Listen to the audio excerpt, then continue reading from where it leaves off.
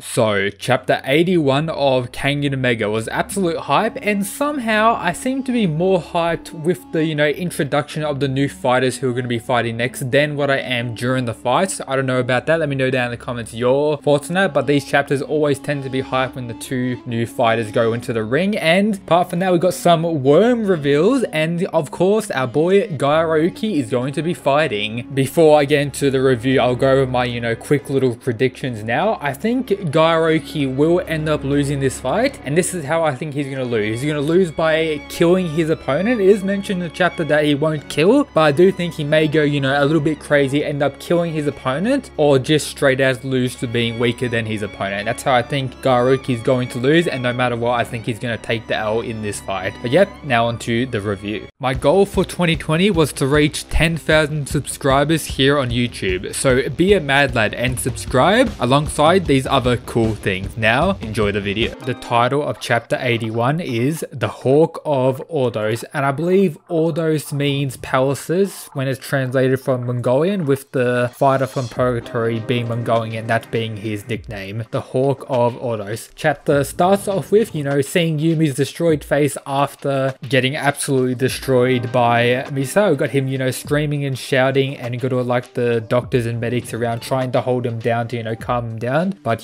there's like 1, 2, 3, 4, 5, 6 of them, and they're not even able to hold him down. Or there's 5 of them there, I can't even count. But yeah, Yumi's going crazy. We cut, Team Kengan talking to Misa, telling him good job from Kano. Misa being modest. Oh, don't mention I was just lucky enough to hit his sore spot. You got, Okubo praising him. Yamashita saying, Okubo's right, good job. Your display was worthy of the name of thanks. So Kano says forward to Misa. And we got Oma not really caring about Misa, more focused on Purgatory's reactions. And we got Kano saying, the master will be pleased, of course, Lord Mitsudo. We see the remaining Purgatory fighters just chilling. All of them don't seem to be too stressed. They're all just chilling. They did just take 2 L's in a row, but they're all, either eyes closed, looking away, chilling, or looking back at Team Kengan. We cut to, Koga, Roiki, Yamashita, and the other boys. They're unfazed. Yeah, no way. Their ex-6 Fangor Mitsudo just lost. They should be screaming on the inside. And we got Mr. saying, no, my guess is that boy is right. Mr. Yamashita, do you know what Yumi's record in Purgatory is? Yamashita says no. And then Mr. tells us Yumi's record, which was 9 wins and 5 losses, meaning he lost 5 in the A class during,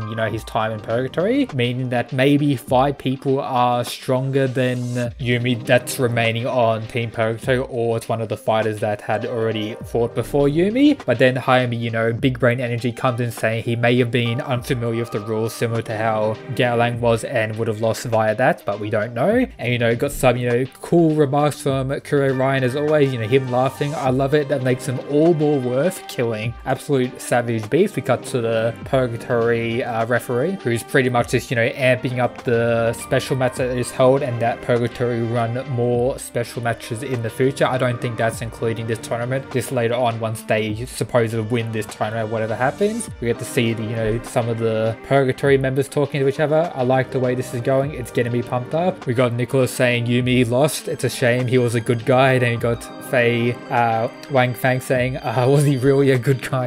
With him having a good point of that. We got them actually talking about, the almighty god Yamashita, with them saying he's the Kengan Association chairman's right-hand man, and that even the owner of Purgatory has his seal of approval for Yamashita, and that he's incredibly sharp-witted, Of course Yamashita is the absolute god. They're all, fearing Yamashita out of everyone from Team Kengan. That's just how it is. We got Tarashi, so he's their commander. It's true that based on how the matches themselves went, we could easily lose by the record now. And then we got Lolong King just saying, who's next? We got Li Dongchen saying, I'll go, time to turn the tide. And then the Naden guy walks up to Dongchen, says, no, I'll go. Gongchen just talking shit. But I called divs. Listen, man, you have to respect divs. And then we get this, panel here of the Naden guy actually whispering something in the ear of Dongchen, which makes him have a very serious face that we haven't really seen much of so far. Him saying, hey, wait a sec, and here comes Naden. The hawk has soared into the fray. So talking about their, little whisper, I think these 2 members here are the worm members based on something else that comes later in this chapter. And I do think Dongchen is the actual tiger vessel on Team Purgatory, but yeah, wait to see. But I do think both of those are worm members, and just based on him whispering to him, making him kind of get shocked or more serious than what he normally is acting like throughout the series. This kind of proves that, or kind of implies that he's part of Worm and knows, you know, Naden's part of Worm and all that. And then the walkout of Naden with him looking absolutely huge, you know, with that Gogeta style on. He actually looks pretty cool with his outfit. I kind of like his outfit. Probably the coolest looking fighter from Purgatory we've seen so far. And then his nickname, the title of the chapter, the Hawk of Ordos, Naden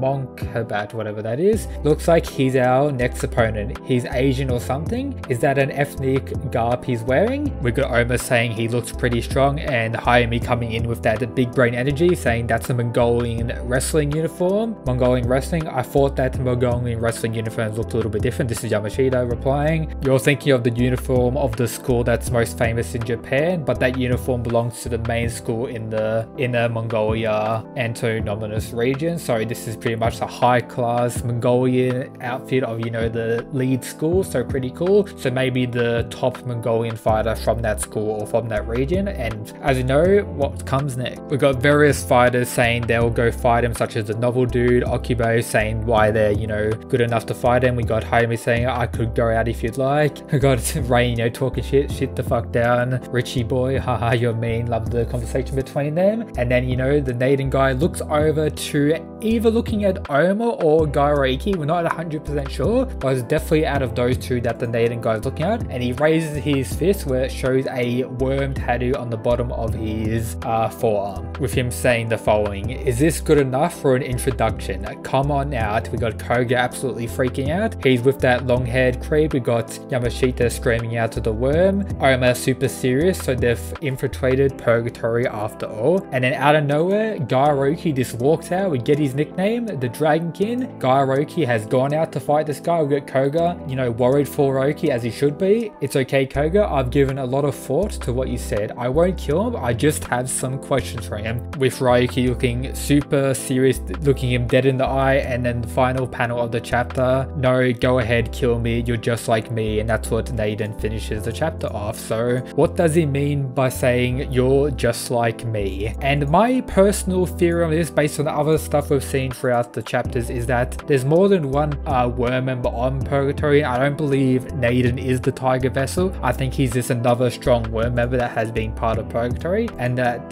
Dongchen guy is actually the Tiger Vessel. End up fighting later. Hopefully get the reveal of what that whisper was maybe sometime in this fight. But the main thing I'm most hyped for during this fight, and why I wanted to see Gairoki fight so much, is to maybe get some backstory of him, to see if he really is a clone, and maybe get to see Gai Mukaki in his backstory and learn more about that absolute Chadley beast. But from Purgatory, we've got a worm member who seems to be a Mongolian fighter. Very interesting. Looks very huge and muscly. I'm saying he looks strong. I bet he will be strong, and I do think he's going to defeat Gairoki or get killed by him, in turn still getting that win and Gairoki losing. But yep, that's it for today's chapter review. Hope you enjoyed the video. If you did, make sure to subscribe. Join the Discord to talk more about Kengan greatness, Record of Ragnarok, Baki, and everything else anime and manga related. And yep, that's it guys. Peace.